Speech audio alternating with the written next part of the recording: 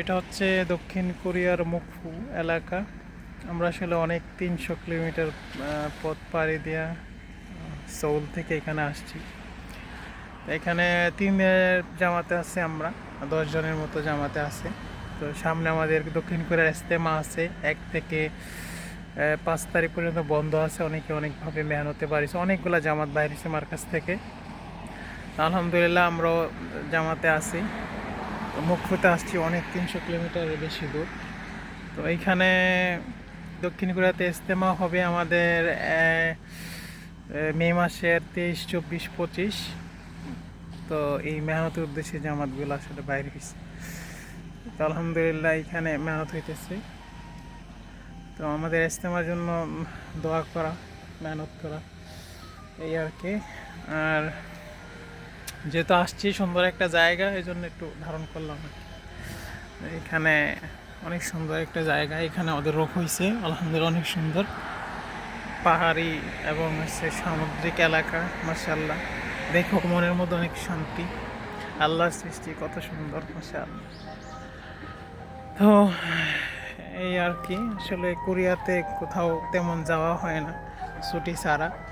আর এই ছুটির মধ্যে জামাতেই যাই আমরা বেশিরভাগ। তো জামাতেই বিভিন্ন রোগে পড়লে কোথাও যাই, আসি। তো অনেক সুন্দর এই যে সমুদ্র সৈকত, কক্সবাজারের মতো। এই যে এখানে খুব সকাল, তো এই জন্য এগুলো এখন আপাতত মানুষ নেই। ওইখানে কেবল তারও আছে, এই যে এখানে, এই যে কেবল তার, অনেক সুন্দর মাশাআল্লাহ। এই যে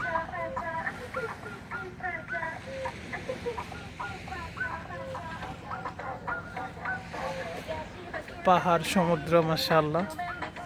ওই যে এখানে যাব আমরা এখন। এটা হচ্ছে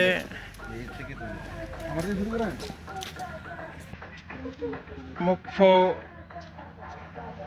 লেকের মধ্যে আছে, এখন ওইখানে যাব। এখানে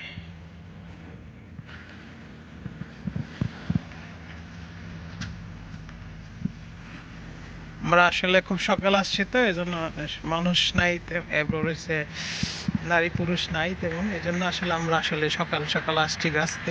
সে গাছতে সকাল আমরা বাইরে খাই না, বাইরে এই যে কেবল তার।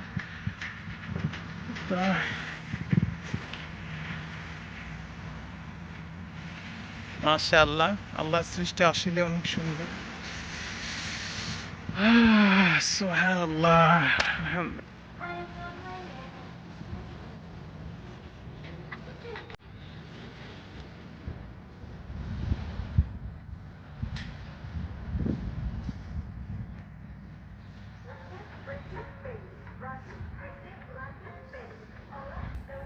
সমুদ্রের মাঝখানে চলে আসলাম।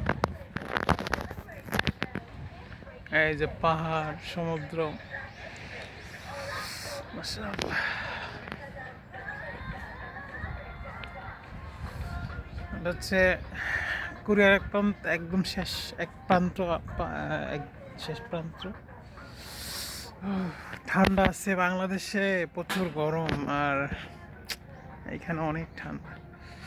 এই যে মাশাআল্লাহ, কুয়াশা কুয়াশা ভাব, বোঝা যায় না কিছু, দেখা যায় না দূরে। কিন্তু এভাবে তাকাইলে দেখা যায় পাহাড়গুলা। দেখাচ্ছে এই যে